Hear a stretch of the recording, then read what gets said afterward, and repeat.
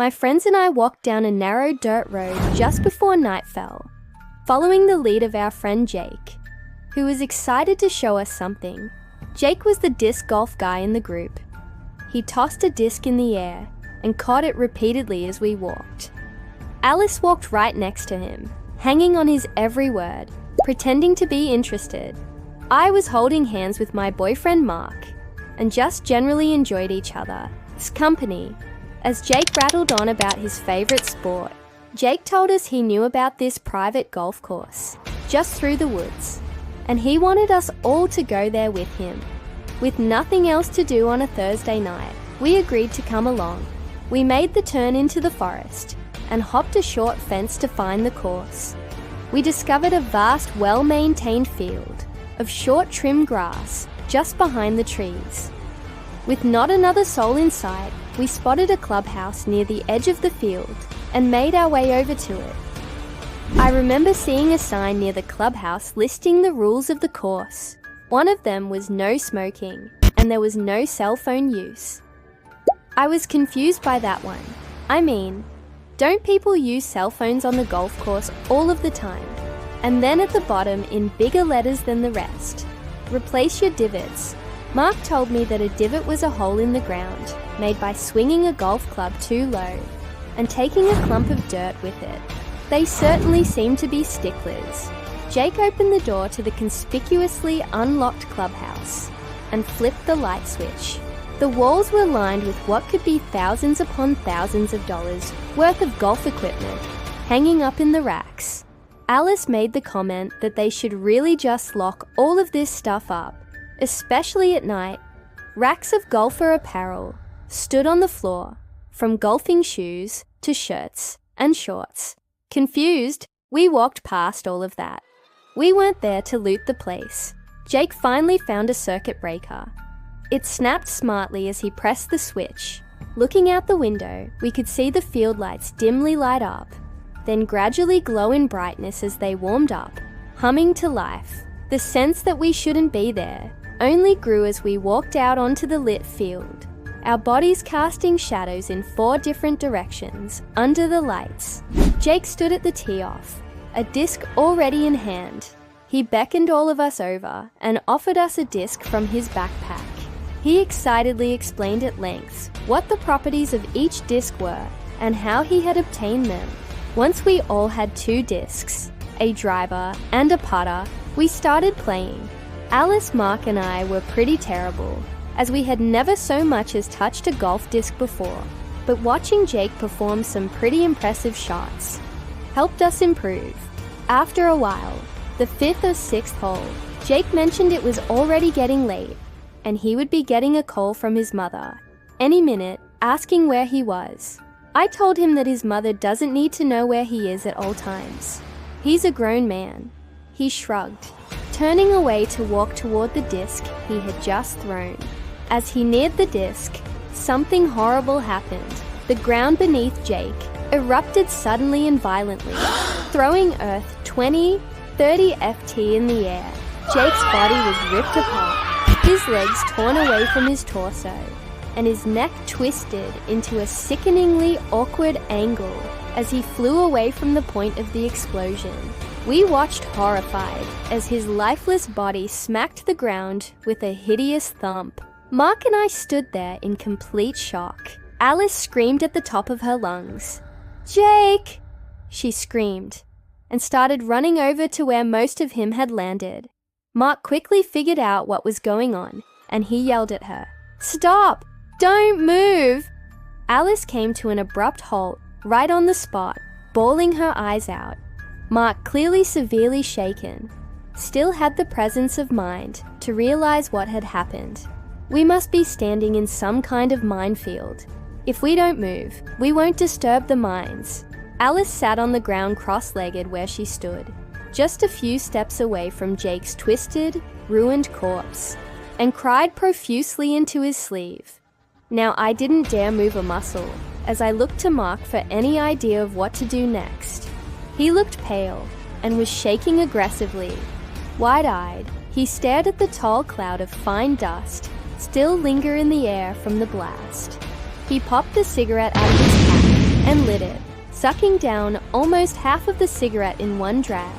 He looked down at his feet and said, "Okay, nobody move. We need to call 911. We'll just wait for the police to arrive." Alice, through heavy sobs, pulled her phone out of her pocket. She dialed 911 and put the phone up to her ear. And once again, the ground burst open, this time right beneath Alice.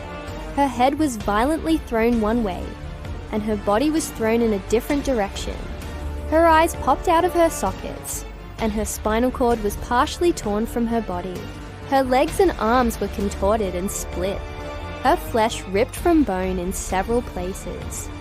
Pieces of her body were blown high into the air and landed scattered all around the field. Whatever color was left on Mark's cheeks had drained as he stared, mouth agape at the carnage. His cigarette hung on his lip for a second.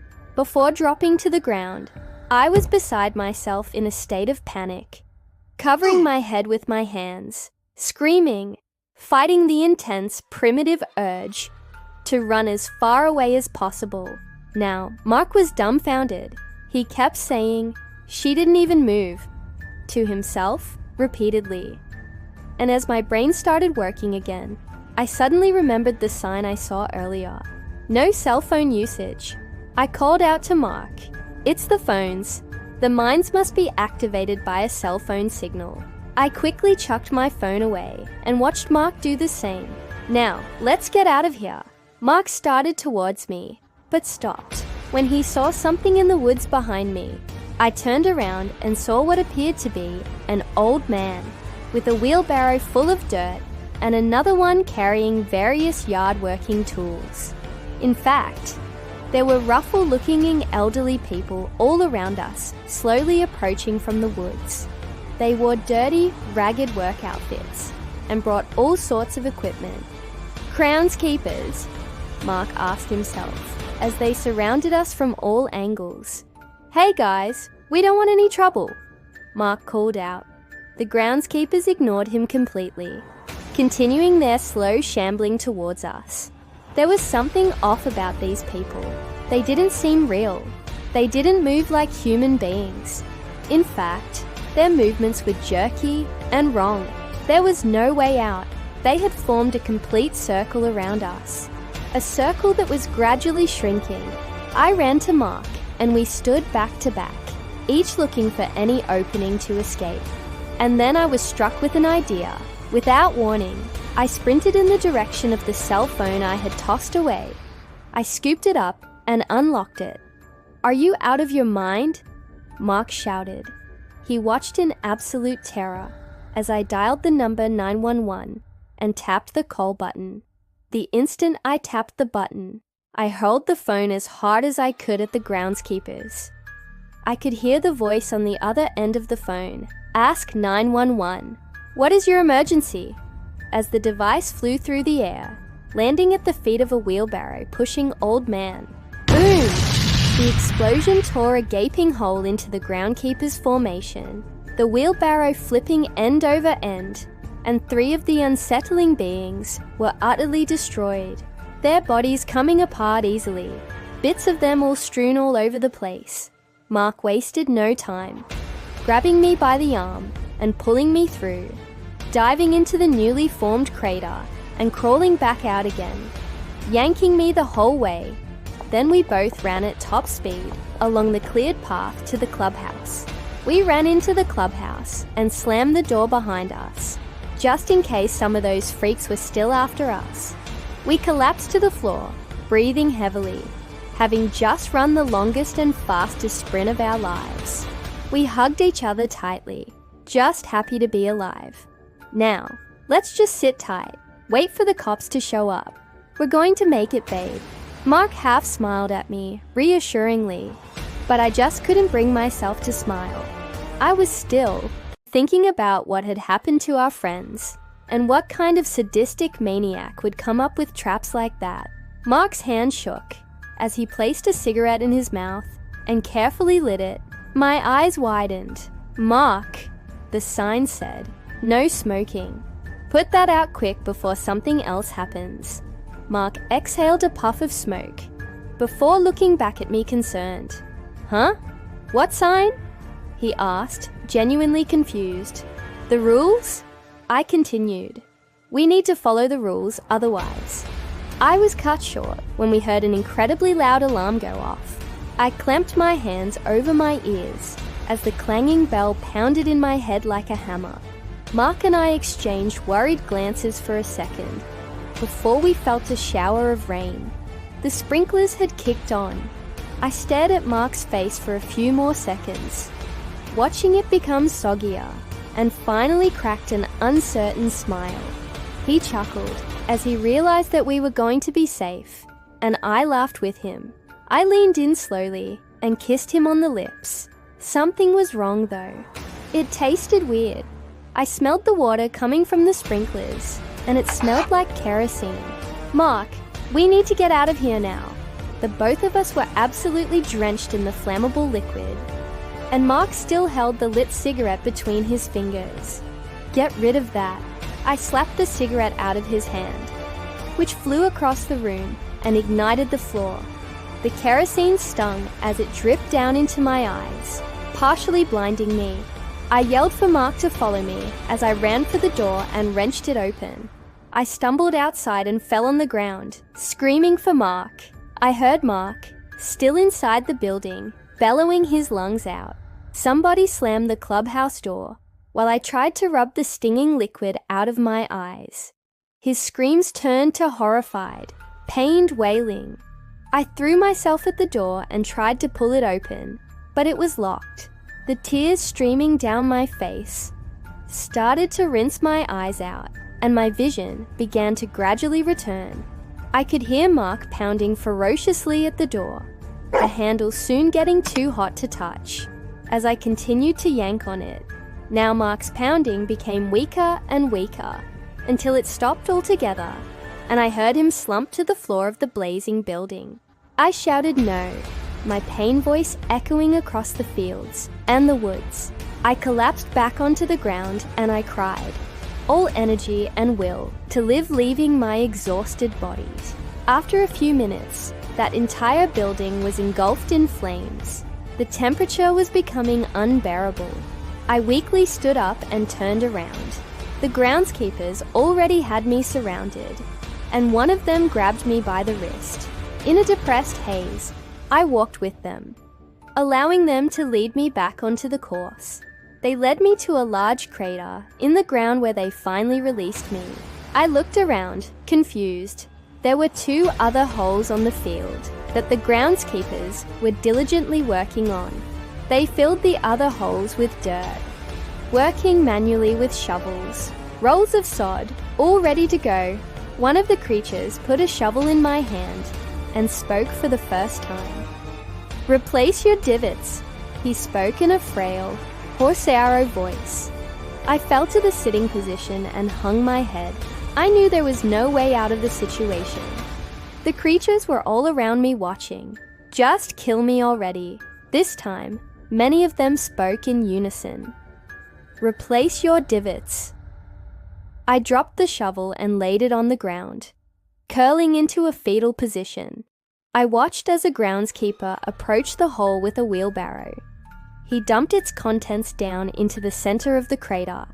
I curiously peered down into the hole, and I saw Jake's wrenched, destroyed body.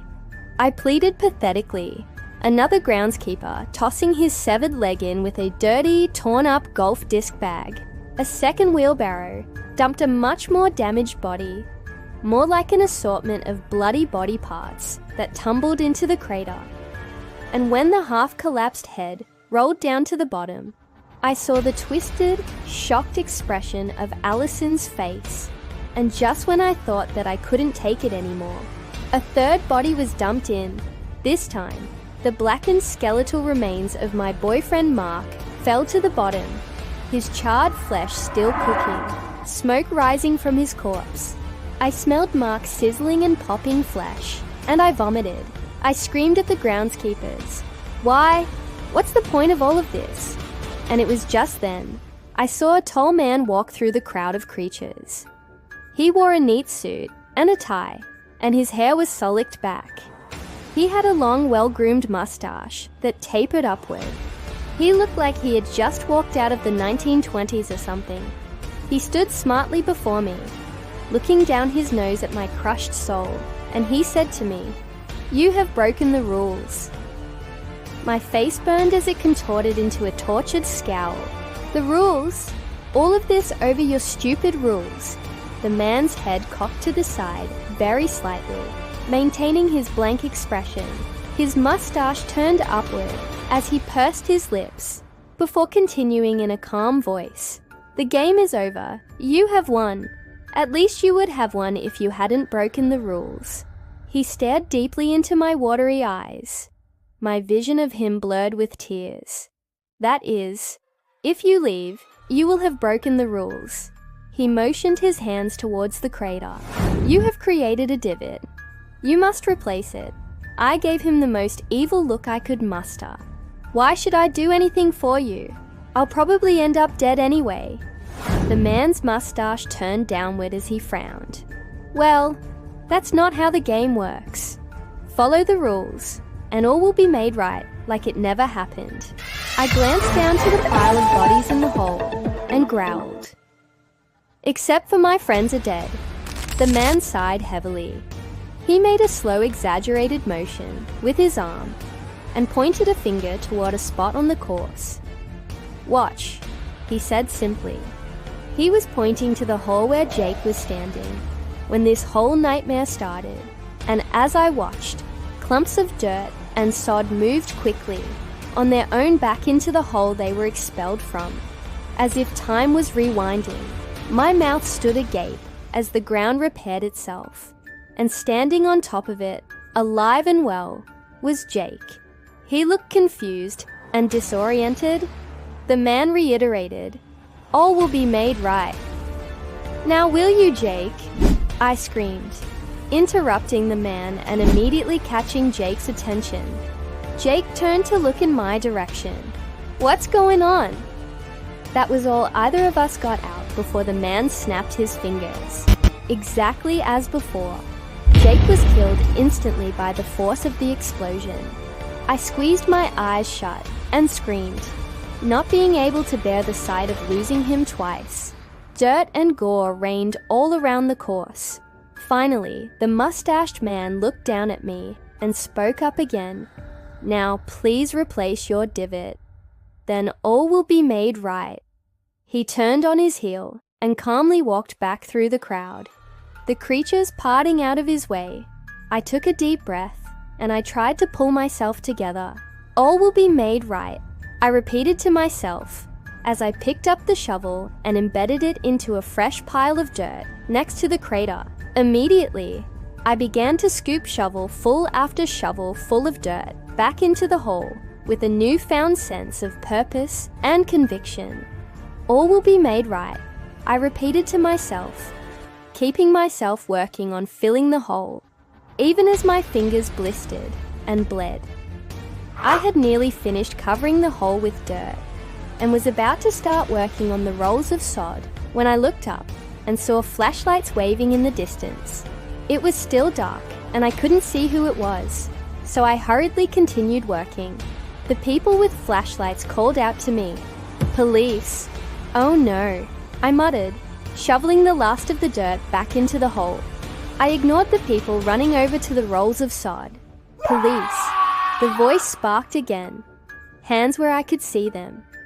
I still ignored them, feverishly trying to finish the work. The police quickly caught up to me and forced my hands behind my back, arresting me on the spot. I begged and pleaded with them to let me keep working just for a few more minutes, as they slapped the cuffs around my wrists. They took me to jail while they excavated the hole again, and they found 3 bodies buried there. So now I'm sitting here, a victim of circumstance, while they're trying to get me on charges of arson and 3 counts of murder, along with a whole slew of other charges. Now you see why I need to get out. I need to get back there and replace my divot. And once it's filled in, this will all be made right. I just know it. Just give me one day, one afternoon. I need to replace my divot. All will be made right. I just need to replace my divot.